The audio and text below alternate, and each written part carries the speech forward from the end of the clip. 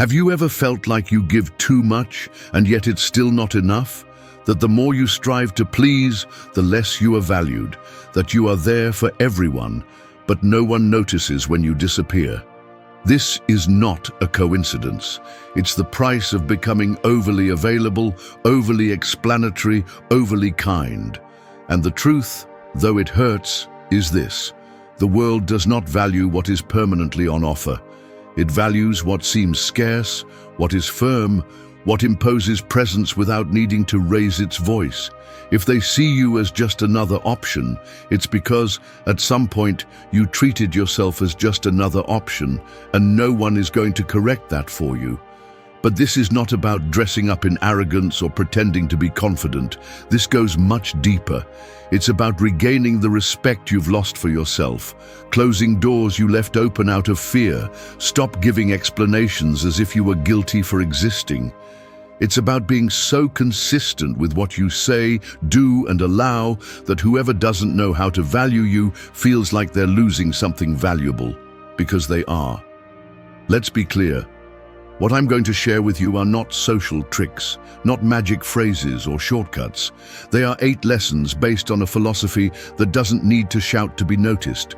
Stoicism. A way of life that teaches you to stop chasing external validation and start building yourself from within with such strength that others notice, without you having to say a single word. This is not a video to please everyone. It's to awaken in you the decision to become someone who respects themselves enough to demand respect without saying it, ready to stop being invisible, ready to stop begging for attention and start imposing presence. Then stay, because this is just the beginning. 1. Make it clear that your time is not for sale. Imagine walking into a store and seeing a luxury watch in the display case. There's no visible price, no promotions, no discounts, no buy one get one free signs. It's just there, still, shiny, unchanging. You approach it, look at it, and without anyone saying a word, you understand that this watch is valuable. Not because someone is shouting it. It's valuable because it's not desperate for you to buy it. Your time should be that watch. The problem is that many people live as if they were products on clearance. Always available, always adjusting their schedule, always rushing to accommodate others' priorities. And they do it believing that this will bring them respect, appreciation, recognition. But all they achieve is being seen as resources, not as valuable individuals. Because when you never set your boundaries, the message you send is clear. My time is not as valuable as yours. And that is felt. It is perceived. People may not know exactly what you do, but they do notice how you position yourself. If you're always there, if you respond immediately, if you cancel your plans to fulfill others' desires, if you don't give yourself space, you're sending a signal. You're not a priority to yourself. And if you're not for yourself, why should anyone else treat you as one? Stoicism teaches that you don't control how you're treated, but you do control what you allow. And allowing anyone to have free access to your time is like leaving your house door open, hoping people will come in and not touch anything. Naive, dangerous, and above all, exhausting. The person who doesn't protect their time not only loses hours, they lose energy, they lose respect, and over time, they lose their sense of direction. Because whoever lives at the rhythm of others' agendas ends up disconnected from what truly matters. That's why putting a price on your time is not selfishness, it's responsibility. It's acknowledging that you can't be everywhere, that you can't say yes to everything, that if you're building something valuable with your life, you're going to have to learn to say, not this. And this is not about distancing yourself from the world or becoming cold or inaccessible. It's about consciously filtering. Is this thing I'm devoting myself to worth it? Is it aligned with my values? Am I saying yes out of fear or conviction? Start protecting your time with the same seriousness with which you would protect your mental peace. If something doesn't build you up, it wears you down. If someone doesn't respect your boundaries, they consume you. And every minute you give out of guilt, social pressure, or fear of seeming selfish is a minute that doesn't come back. Make it clear that your time is valuable, not by shouting, not by demanding, but by showing that you don't give it away easily. When someone sees that you need a substantial reason to disrupt your day, they'll understand your time has value. And if they don't understand, they shouldn't be so close. Because whoever truly respects you also respects your schedule. And whoever only stays when you give them unlimited access never saw you as a person. They only saw you as a service. And if that makes some people drift away, all the better. It means they were only there while you were a bargain. 2. Learn to say no without stuttering. Saying no seems simple until you have to do it, because that's where discomfort appears, the fear of disappointing, that little voice that tells you, better accept, don't make a fuss, be kind. And without realizing it, to avoid the bad time, you say yes to what you don't want, to what you can't, to what wears you out. And that habit, as silent as it is destructive, is one of the reasons why many people don't take you seriously. When you never set clear boundaries, you become free ground for anyone to walk over you. The truth is that saying no doesn't make you a bad person. It makes you a person with judgment. It makes you someone who knows what they want, what they need, and what they are willing to allow. But that only happens when you stop fearing conflict, when you realize that pleasing everyone is a trap that leaves you empty. Saying no is not rude. Rude is letting yourself be used while you smile. Rude is betraying yourself just to maintain an appearance. And Stoicism makes it clear. Your inner peace does not depend on pleasing others. It depends on acting in coherence with your principles, even when that makes others uncomfortable. It's no coincidence that the most respected people are not the nicest, but the clearest. They don't apologize for having priorities. They don't break when someone gets upset. They don't give in out of guilt, because they know that if you don't take yourself seriously, no one will do it for you. Now, it's not about going through life with a hostile attitude, saying no to everything as a defense mechanism. No. It's about every time you open your mouth, you do it from firmness, that if you're going to accept something, do it by decision, not by fear. And if you're going to refuse, let your voice not tremble. Don't look to embellish it. A clear no without stuttering is more dignified than a yes full of resentment. Learning to say no is, at its core, a form of respect. Respect for your time, for your energy, for your projects, because every time you accept something that goes against you, you're saying that your well-being is worth less than the comfort of the other person, and that not only exhausts, it erases you. Maybe at first it's hard for you. Maybe you lose people who were only used to your availability. But if you stand firm, something starts to change. They no longer look for you just out of interest. They no longer approach just because they know you'll always say yes. They start to see you as someone who chooses themselves. And that, believe me, is noticeable. It's felt. It's respected. Saying no is a declaration of emotional independence. It's the sign that you no longer live trapped in the need to please. It's the proof that you chose to prioritize your peace over your image. Because strong people are not those who endure more. They are those who know when to stop. So the next time you feel that discomfort for saying no, remember this: you didn't come into the world to be anyone's convenient option. You came to build yourself with strength, with boundaries, with direction. And sometimes the bravest act you can do for yourself is simply to say no. 3. Raise boundaries where before you used to leave open doors. There's a huge difference between being accessible and being invaded, between being available and having no control over your space. The thing is, many people confuse being good with being permissive. And no, it's not the same. Being a good person doesn't mean allowing everything. It doesn't mean opening the door to anyone who knocks, nor enduring behaviors that wear you down, nor giving in to those who don't respect you. But when you don't have clear boundaries, that's exactly what you do. You open yourself wide. like a house without locks, hoping that visitors will behave, even though you haven't set rules.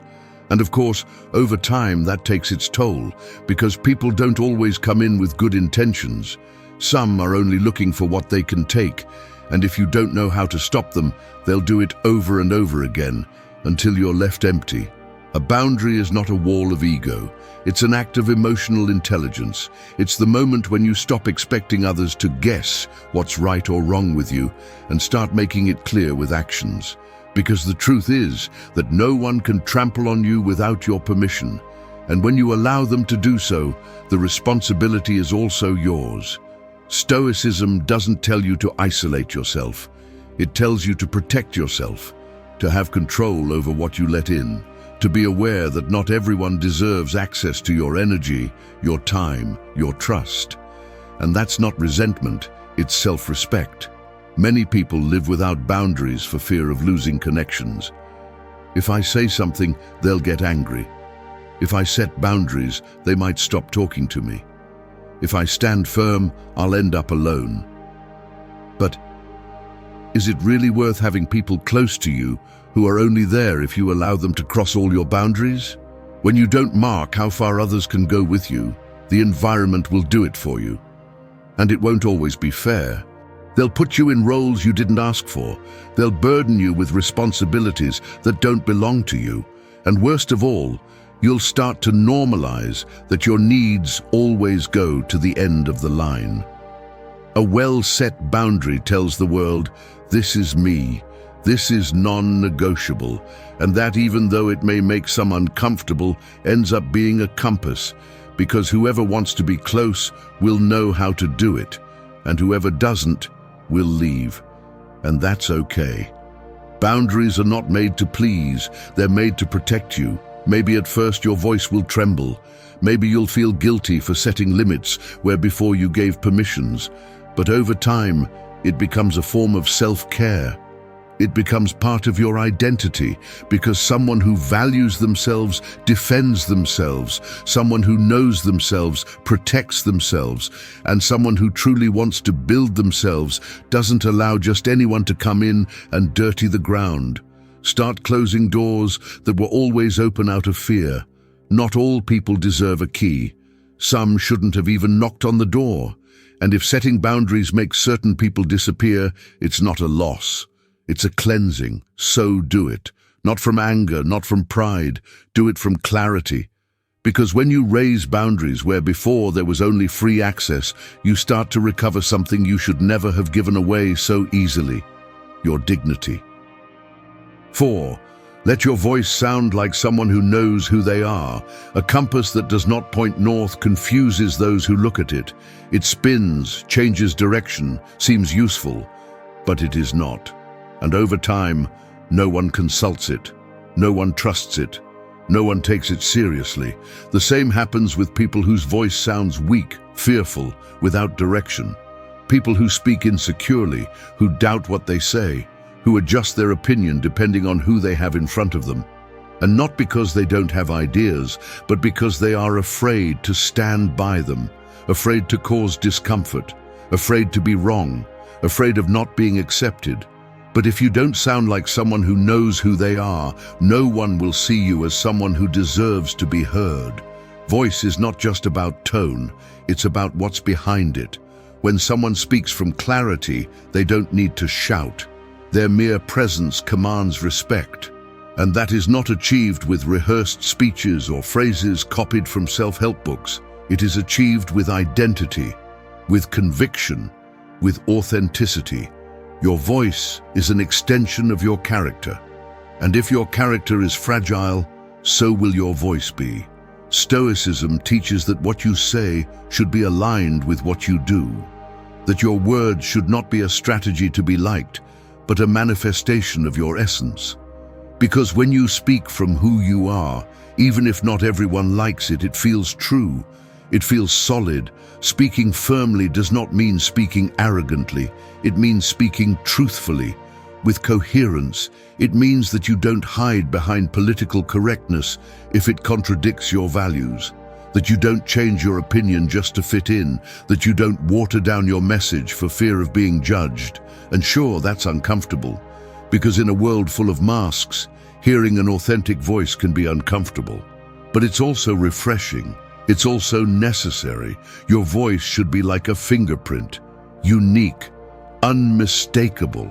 And for that to happen, you have to dare to use it without filter, without excessive explanations, without fear of rejection.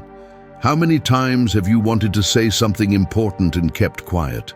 How many times did you soften your truth just to avoid making waves? How many times did you say yes with your mouth while your body screamed no? That's not peace. That's repression. And sooner or later, that repression takes its toll. It fills you with frustration, guilt, anger at yourself for not defending yourself when you needed it most. A person who knows who they are is not afraid to speak firmly. And they don't need to convince anyone. They just speak clearly, with intention, and with the weight of someone who doesn't need to please to exist. If you want others to respect you, start by respecting your own voice. Don't silence it. Don't hide it. Don't disguise it. If your message is real, stand by it. If your opinion is honest, express it. If your truth is aligned with your principles, speak it without trembling. Authenticity may not always attract applause, but it does attract respect. Because people can argue with your ideas, but they can never deny the strength of someone who dares to be who they are without disguise. Make your voice sound like someone who knows themselves, who chooses themselves, who doesn't need permission to speak clearly. Because when your voice reflects your essence, you become unforgettable. 5. Cut the habit of explaining what doesn't need explanation. Imagine a lion in the middle of the savannah. It walks with a firm, calm, confident stride. It doesn't need to roar all the time to prove who it is. It doesn't need to explain why it's there, nor justify every move it makes. The rest simply understand, because there's an energy that isn't debated, it's imposed. And that's the difference between those who act from power and those who act from the need for approval. You are not obliged to justify your existence. You are not in debt to anyone for making decisions that are good for you. You don't need to explain every step, every boundary, every choice, as if you were apologizing for being you.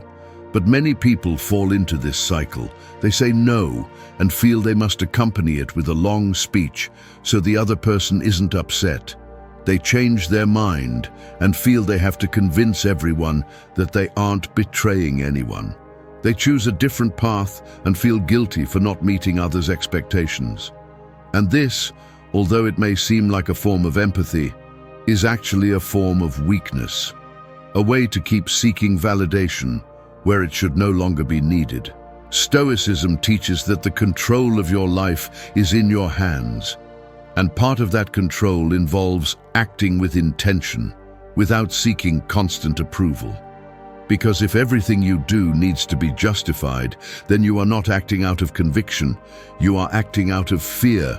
Over-explaining wears you out, not only the listener, but also yourself. It makes you feel that you need to earn every step you take, that you need permission, that your decision is not enough, that a complete, detailed, emotionally digestible explanation is needed so others are not uncomfortable. But you know what? You didn't come to this life to please everyone. There are decisions that speak for themselves. There are boundaries that don't need a speech. There are silences that are worth more than 1,000 explanations. It doesn't mean you become cold, dry, or distant. It means you learn to value your energy, that you understand that your time is not to be spent convincing those who don't want to understand, nor calming those who get offended every time you choose yourself. When you explain what doesn't need explanation, you give power to the other person over your life. You are telling them, what I do depends on your understanding, your approval, your green light. And that's dangerous, because it makes you dependent. It makes you small. You don't have to justify why you need to rest, why you don't respond to messages immediately, why you set a limit. why you can't stand certain dynamics anymore. If what you're doing is aligned with your well-being, with your values, with your growth, then that's enough. Trust that those who respect you don't need eternal explanations, and those who always demand a justification probably don't deserve so many answers. Learn to stay silent when you feel you're about to over-explain. Breathe. Remember that sometimes the most powerful act is to look firmly and say, "This is what I decided," and nothing more. Don't explain what is already evident. Don't embellish what is already clear. Don't waste your energy translating yourself for those who have no intention of understanding. 6. Be the same person when you speak and when you act. A blunt knife may have shape, it may shine, it may look imposing at first glance, but when it comes to cutting, it's useless. It doesn't matter how good it looks if it doesn't fulfill its purpose. The same happens with many people. They have a strong discourse. They talk about boundaries, about self-respect, about self-love, about not settling for crumbs. But when the time comes to act, they break. They have a voice of steel and a backbone of paper. And that's where everything falls apart. Because there's nothing that weakens your presence more than the inconsistency between what you say and what you do. You can build a striking image with words. You can have a discourse that sounds firm, convincing, respectable. But if your actions don't back it up, everything falls apart. Because people can be confused once, they can believe you at first, but sooner or later, they always see the truth. And the truth is not in what you say, it's in what you do when no one is applauding you, when no one is watching you, when saying yes is easier than holding a no. Respect is not earned by talking, it's earned by fulfilling. Stoicism teaches that character is built in practice, not in theory. That virtue is not something that is shouted, it is something that is lived. Because you can talk about inner strength all day, but if you keep allowing what breaks you, then your message has no weight. You can talk about self-respect, but if you accept the bare minimum treatment just to not be alone, no one will take you seriously. Not even you. Being the same person when you speak and when you act is not easy. It requires discipline. It requires courage. It requires looking at your life with brutal honesty and saying, "Does what I'm living reflect what I say I am?" And if the answer is no, you have work to do, not to convince anyone, but to reconnect with yourself. Because every time you say one thing and do another, something inside you breaks. You become less believable, less solid, less trustworthy, even in your own eyes. And when you don't trust yourself, how do you expect others to do so? This is not about being perfect, it's about being congruent. If you talk about respect, act with respect. If you talk about boundaries, put them into practice. If you say you value yourself, stop staying where you are, only an option. If you say you're tired of the same, do something different, because if you don't act, you're just decorating emptiness with pretty words. And it shows. Maybe not immediately, but it shows. People respect those who stand by their principles, not those who just talk about them. And most importantly, you start walking with a different posture when you know you're real, that you're not selling a false image, that what you show is what you are. Make your word have weight. Not with shouts, not with speeches, with actions, so that whoever listens to you speak can say, "That person lives what they say." Because when you achieve that, you don't need to force respect or attention or admiration. Your mere presence generates it, and if you ever doubt between speaking louder or acting more firmly, choose the latter. Because actions, even if they don't make noise, always leave a mark. 7. Don't stay where you're only useful. A ladder is useful. You use it to climb, to reach something that otherwise you couldn't touch. But once you get to the top, you set it aside. You don't embrace it. You don't thank it. You don't think about it. You use it and move on with your life. That's how you're treated when you stay in places where you're only useful. When you allow yourself to be valued only for what you do, for what you give, for what you solve, you end up reducing your existence to a function. And that's dangerous because you're not a tool, nor an emotional patch, nor an emergency solution. You're a person, and if you stay where they only see your usefulness, sooner or later, they'll stop seeing you. Many people confuse acceptance with functionality. They believe that as long as others seek them, need them, or call them, they are being valued. But that's not the case. Sometimes they call you only when their world is falling apart. Sometimes they seek you out only because they know you will respond. And not because they respect you, but because it's convenient for them that you're there. Stoicism talks a lot about the role you decide to play in the lives of others, not from dependency, but from freedom. And part of that freedom consists in choosing clearly. Do you want to stay in a place where you're only recognized when you do something? Or do you prefer to build relationships where you're valued even when you're not giving, solving, saving? Staying where you're only useful is a quick path to emotional burnout, because you'll always have to be doing something to feel that you're worth something. You'll always be in service mode. You'll always have to justify your presence. And when you can't give anymore, when you need something, when you finally dare to ask, you'll see how many disappear. That hurts, but it also teaches. One of the bravest decisions you can make is to leave places where they only applaud you when you produce, where they only look at you when you serve them, where they ignore you when you're just there. Don't shape yourself based on what you give. Shape yourself based on what you are. Because when your value depends on your usefulness, any failure, any limit, any moment of vulnerability can be interpreted as a flaw. And you're not flawed for needing a break, for saying, I can't, for stopping carrying what doesn't belong to you. Ask yourself this question without fear. If today I stopped being useful to these people, would they still be here? If the answer is no, then you have clarity. And with that clarity, you can make decisions. It's not selfishness, it's dignity. People who truly value you don't do it just for what you do. They value you for what you are, even when you're not giving anything, even when you're not functioning, even when you're silent. And if that's hard to find, start with yourself. Stop demanding to be in service mode all the time. Stop staying in dynamics that only reward you when you sacrifice yourself. Because a relationship based on usefulness is not a relationship. It's a transaction. Choose to leave those spaces. And if it hurts, let it hurt, but also let it liberate. Because outside of that cycle, there's something better. People who don't use you, they honor you. 8. Make yourself your most ambitious project. There are people who dedicate their entire lives to building things, but they forget about themselves. They give themselves completely to their jobs, their relationships, their responsibilities, other people's dreams, and they leave themselves for last, as if they were something that can be postponed. They invest their time, their energy, their talent in projects that often don't even fulfill them.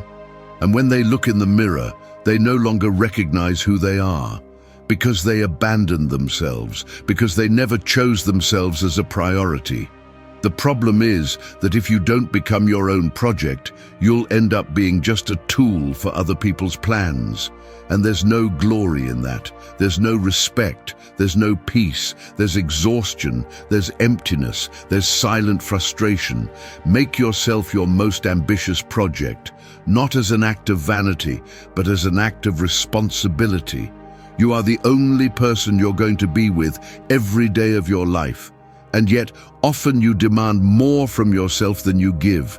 You judge yourself more than you understand yourself. You criticize yourself more than you build yourself. And that's not how you progress. That's just how you survive. Stoicism teaches that your main task in this world is to take care of your mind, your character, your way of life. You didn't come here to please everyone or to meet expectations you didn't set. You came here to develop, to strengthen, to become someone who not only withstands chaos, but finds meaning within it. But that doesn't happen by accident. It happens when you decide to stop investing only in the external and start building yourself as you would with any important goal, with vision, with commitment, with consistency. Many people expect life to reward them while they continue to postpone themselves. They expect respect, love, recognition, success, while they treat themselves carelessly, while they continue to act as if their worth were a coincidence. And no, your value needs a foundation. It needs action. It needs you to take yourself seriously, because no one is going to see in you what you're not willing to work on. Make yourself a real project. Invest time in getting to know yourself, in healing what you've been dragging around for years, in understanding why you act the way you do, in identifying what you need to let go of and what you need to reinforce. It's not just about improving for others, it's about improving for yourself, so that no matter what happens outside, you remain standing, clear, solid, whole. And yes, there will be times when you feel alone on this journey, because most people are not used to seeing someone build themselves from the inside out. The norm is to distract oneself. The common thing is to run away from oneself. But you didn't come here to be part of the crowd. You came here to make a difference. And the only real way to do that is by making yourself a priority. Make yourself a project so ambitious, so firm, so complete, that no one can come and offer you crumbs without feeling ridiculous, that no one can treat you as replaceable without it being seen as a lack of respect. Because when you treat yourself as someone valuable, the world learns to treat you the same. Not because of what you shout, not because of what you demand, but because of what you project. And it all starts when you understand that your best investment is not something external. Your best investment is you. Thank you for staying until the end of the video. If you watched the whole thing, comment "I am Stoic" as our secret signal to know that you're a true student of Stoicism. Don't forget to subscribe and give the video a like if you enjoyed it. See you in the next video, and remember, keep cultivating your Stoic mind.